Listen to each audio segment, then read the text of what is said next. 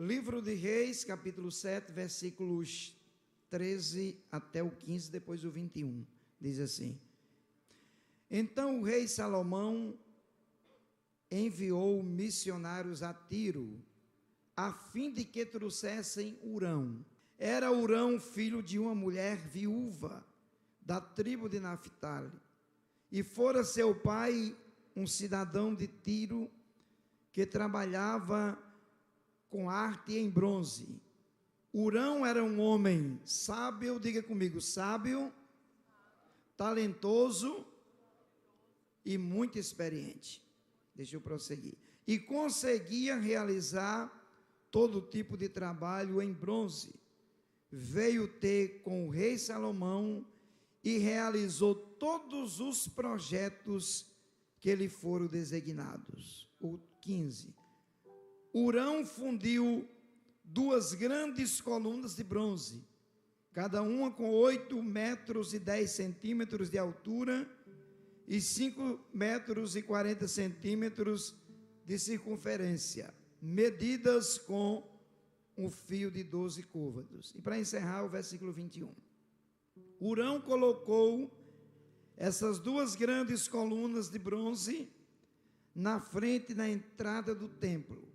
A que ficava do lado sul se chamava Jaquim, e a que ficava do lado norte se chamava Boaz. E esse personagem chamado Hurão, a vida dele nos traz algumas lições que nós vamos extrair, fazer algumas aplicações para a nossa vida aqui nessa noite. Hurão era filho de um homem que trabalhava com bronze, e o que nós entendemos sobre a vida de Hurão é que o seu pai era um baita de um profissional naquilo que se fazia, em tudo que se dizia com respeito ao bronze. Ele era um ótimo profissional. Mas a vida passou e Deus chamou o pai de Hurão para a eternidade. Hurão aprendeu o ofício do seu pai e prosseguiu com o trabalho do seu pai de fazer tudo aquilo que ele aprendeu com seu pai. E eu pedi para vocês lerem comigo, verbalizar para memorizar. O texto diz que ele era sábio, talentoso e experiente. Você sabe que existem profissionais em todas as áreas que eles são melhores do que outros, eles se tornam mais experientes. Estava conversando com a minha esposa hoje. Eu tenho um sobrinho bem jovem, um menino do interior, que a gente olhava apenas uma vida comum como qualquer pessoa. Ele se destacou tanto, que hoje ele dá palestra para criadores de sistema de TI. Para vocês terem uma ideia, como Deus consegue capacitar pessoas, porque isso é uma coisa que vem de Deus, não é coisa humana. Às vezes a gente se esforça, se profissionaliza, mas tem coisas que vêm lá de cima e ninguém pode questionar. Hurão tinha essas qualidades, talentoso, sábio, e fazia tudo aquilo que lhe foi indicado pelo seu pai, foi ensinado pelo seu pai, com muita habilidade, com muita maestria. Porém, não é pelo fato, escuta isso aqui, do ser humano ter talento, ter capacidade, ter boas faculdades, ser um grande administrador, que isso isenta ele de enfrentar crises existenciais na sua vida. Nenhum de nós estamos isentos de crise. Quem não já ouviu a mensagem do vento quando soprou no barco que Jesus estava dormindo? A gente já ouviu tantas vezes alguém dizer: não é pelo fato de Jesus estar no barco que você está isento dos ventos soprarem. E é uma verdade absoluta. Hurão, apesar de todas as habilidades, apesar de ser um baita de um profissional, substituiu o seu pai com muita qualificação. A crise veio sobre a vida de Hurão. Por quê? Porque os clientes do seu falecido pai não confiaram no talento do moço. Eles achavam que o rapaz era muito jovem demais para fazer o trabalho que o pai fazia. E quem é dono de empresa, de loja, você sabe que o seu maior patrimônio é o cliente. Porque o cliente, ele vai comprar, e quando ele compra, vai gerar receita na sua loja, na sua empresa, e você vai ter uma sustentabilidade, vai gerar emprego e por aí em diante. O maior patrimônio de uma empresa, de uma loja, é o cliente que chega para comprar. Quando falta cliente, a crise chega na porta, a crise financeira, e se instaura e diz: cheguei. É uma coisa natural, porque o cliente vai trazer a receita. Os clientes de Hurão foram sumindo, desapareceram os clientes, a crise financeira chegou.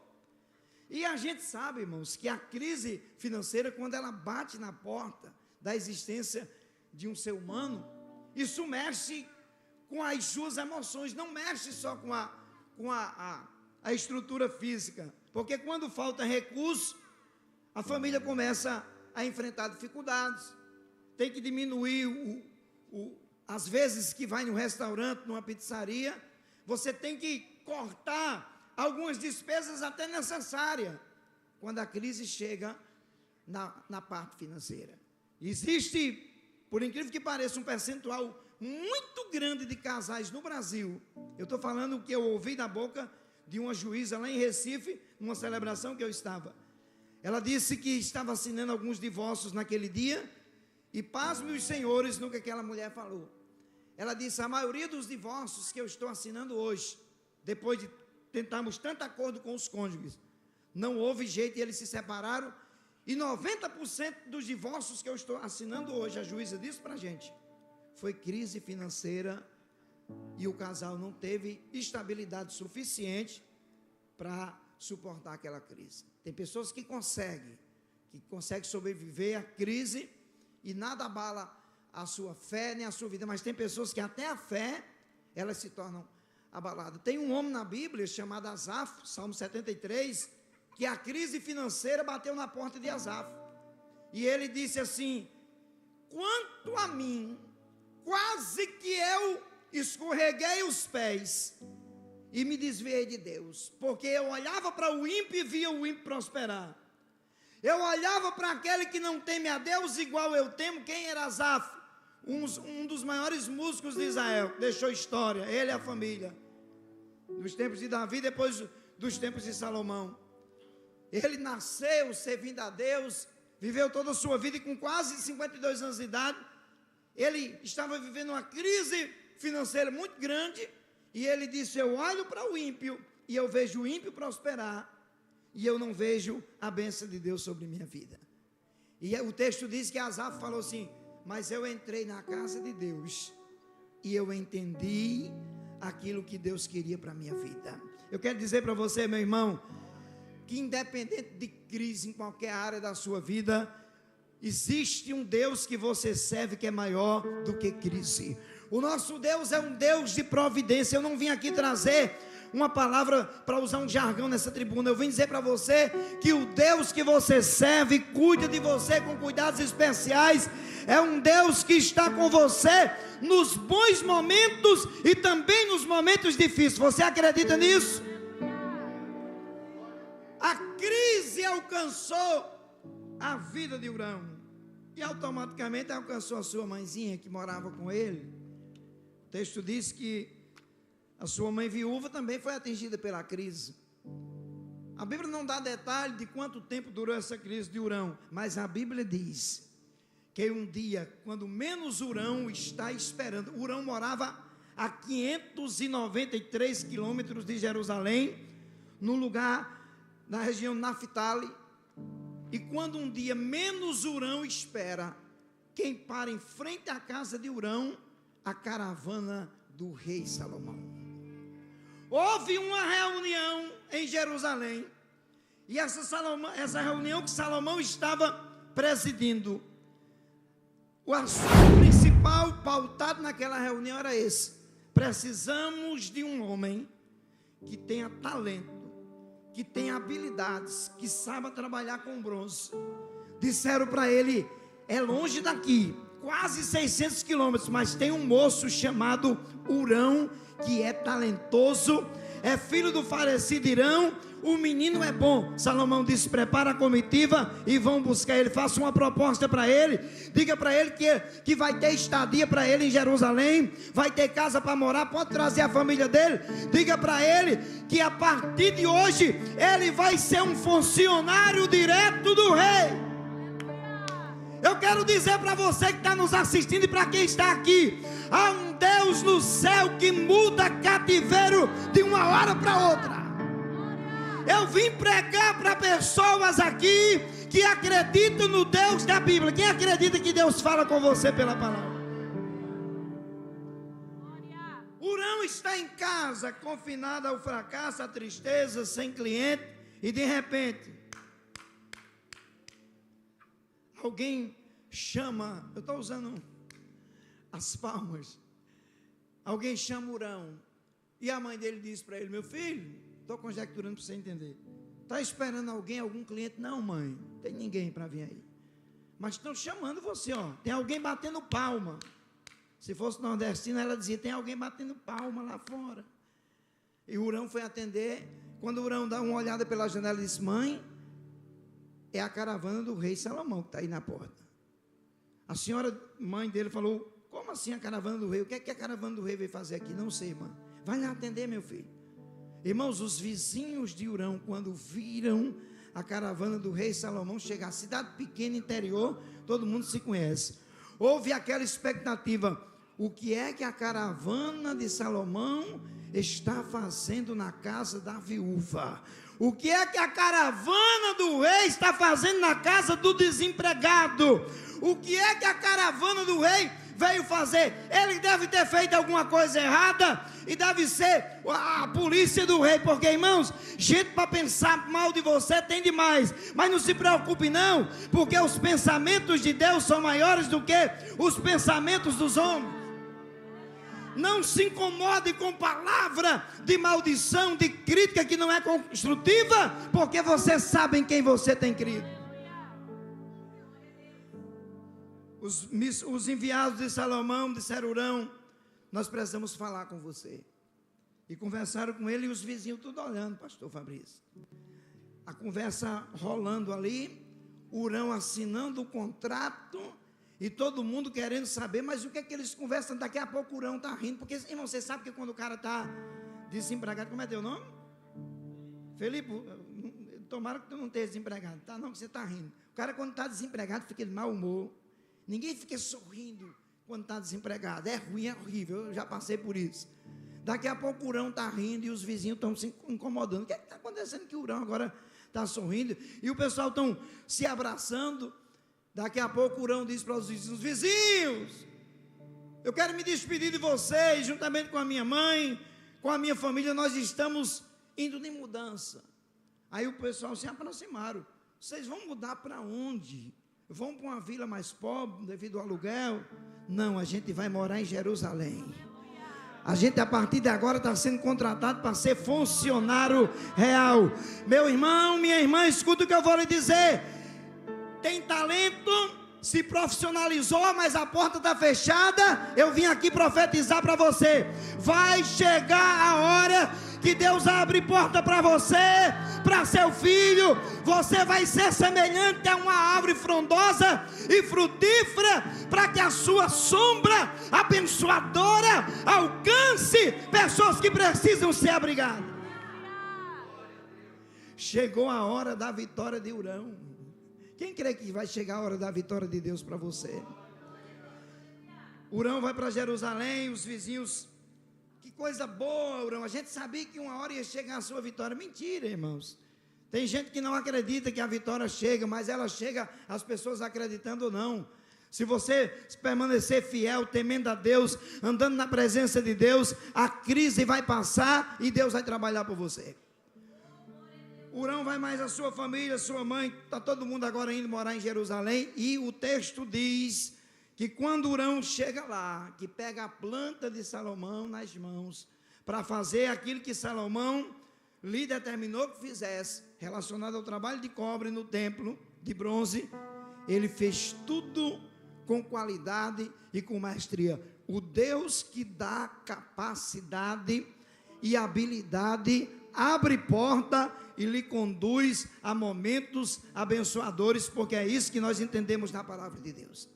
Porém, uma coisa interessante aconteceu enquanto Hurão está em Jerusalém.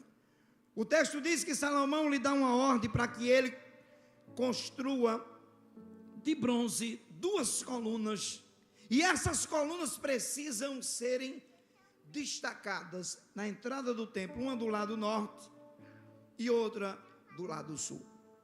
Hurão não sabia qual era a ideia do rei em colocar essas 2 colunas, que geralmente colunas é para se usar ela para se sustentar peso, e aquelas 2 colunas que vão ficar em frente ao templo, elas não eram colunas que estavam fazendo a sustentação do templo. Quando ele termina de construir aquelas 2 colunas, o rei Salomão vem a público e fala para ele e para todos que estavam ali: essas 2 colunas que eu mandei Hurão construir, essas colunas elas têm um significado profético. A coluna que vai ficar do lado sul, o nome dela vai se chamar Jaquim, que significa Deus estabelece. Salomão estava dizendo assim: todas as pessoas que vierem a este templo, que olharem para esta coluna do lado sul, lembrarão de um Deus que estabelece. Um Deus que, quando estabelece propósitos e projetos, Ele se responsabiliza com os propósitos e projetos que Ele estabelece. Deus estabeleceu homens no decorrer da história em lugares estratégicos para que o nome dele seja glorificado. Eu vou aproveitar esse assunto e dizer para você que se conforme, se alegre com o lugar que Deus lhe colocou, porque Deus de forma estratégica colocou você nessa posição para fazer o seu trabalho e o seu serviço, e não é por você ser destacado que você está agradando a Deus ou não está sendo destacado. Faça, porque Deus instituiu você, estabeleceu você com um propósito. Deus tem um método de trabalhar que às vezes não bate com o nosso método. Então quem chegava em Jerusalém olhava para a coluna e dizia: Deus estabelece. E a segunda coluna que ficava no lado norte, quem chegava lá, Salomão também colocou um nome interessante. Ele colocou o nome da coluna do lado norte de Boaz, que significa Ele é o Todo-Poderoso. Quem olhava para essa coluna dizia: Ele é o Todo-Poderoso. E eu fiquei pensando o seguinte, pastor Fabrício: às vezes que Hurão olhava para aquelas colunas, ele se lembrava da crise que estava vivendo e olhava para a sua vida atual. Ele trabalhava direto para o rei Salomão, o salário era excelente, ele agora tinha recursos. Agora aquela mensagem profética que havia sobre o seu nome não estava mais sobre a vida dele, porque o significado do seu nome era: meu irmão vai ser exaltado. Agora quem está sendo honrado, quem está sendo exaltado é ele.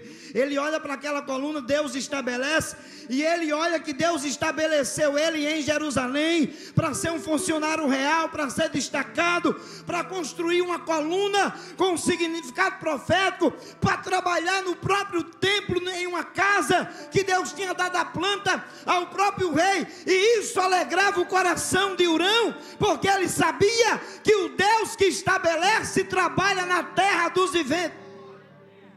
E quando ele olhava para outra coluna, que significa Deus é o Todo-Poderoso, ele olhava para a sua situação anterior e olhava para a sua situação atual e dizia: o meu Deus mudou o meu cativeiro.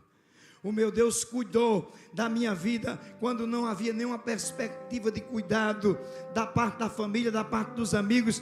E era isso que alegrava o coração de Hurão, ele saber que o nosso Deus é o Todo-Poderoso. E eu quero que você que é crente em Jesus, que tem um nome escrito no céu, no livro da vida, saia desse culto dizendo: o meu Deus estabelece, o meu Deus é o Todo-Poderoso. Deus chamou você com um propósito, Deus chamou você com com um objetivo, e o Deus que é o Todo-Poderoso está com as mãos estendidas para ajudar você na hora que você precisar da ajuda de Deus. Eu gosto de Jesus porque a Bíblia diz que quem vem a Ele, de maneira nenhuma Ele lança fora. Chegaram alguns homens um dia e disseram para Jesus: Jesus, tem um centurião pedindo para o Senhor ir na casa dele curar o servo dele que está miseravelmente endemoniado e paralítico. Sabe qual foi a resposta de Jesus? Eu irei e darei saúde. Jesus nunca virou as costas para ninguém,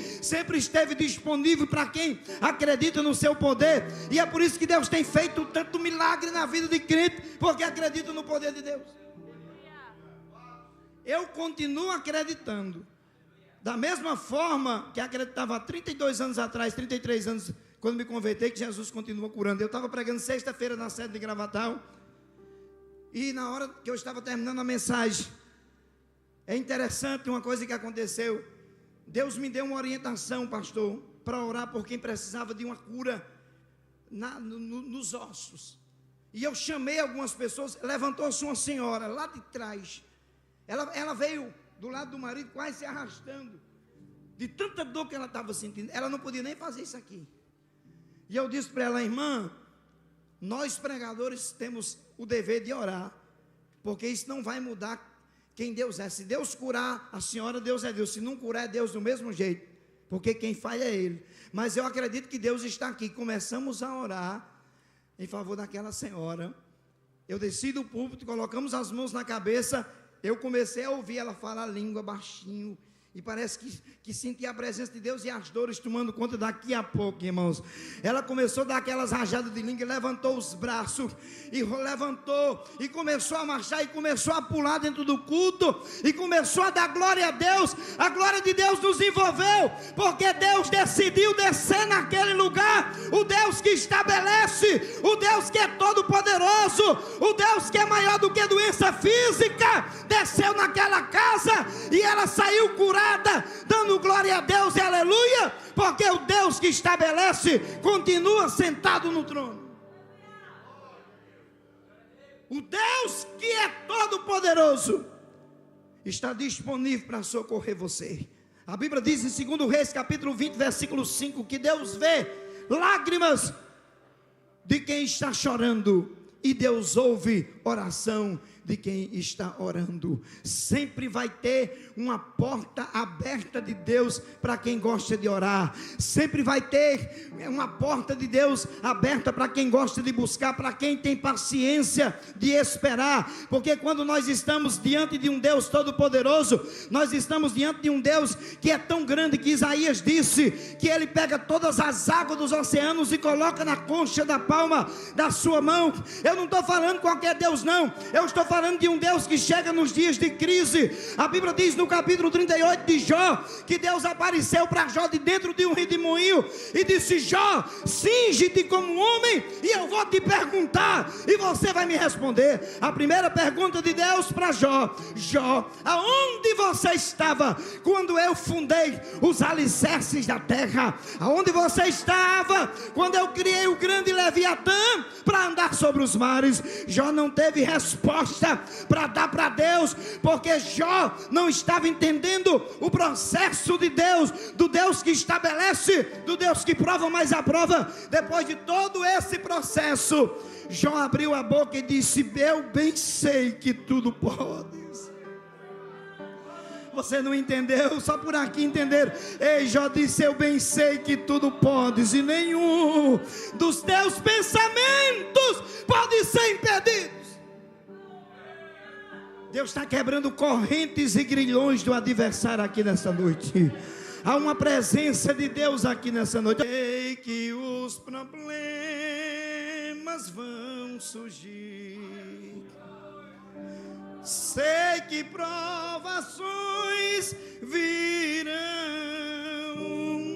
mas põe a tua fé no intercessor, que é Jesus, que sempre te estende as fortes mãos. Você crê nisso?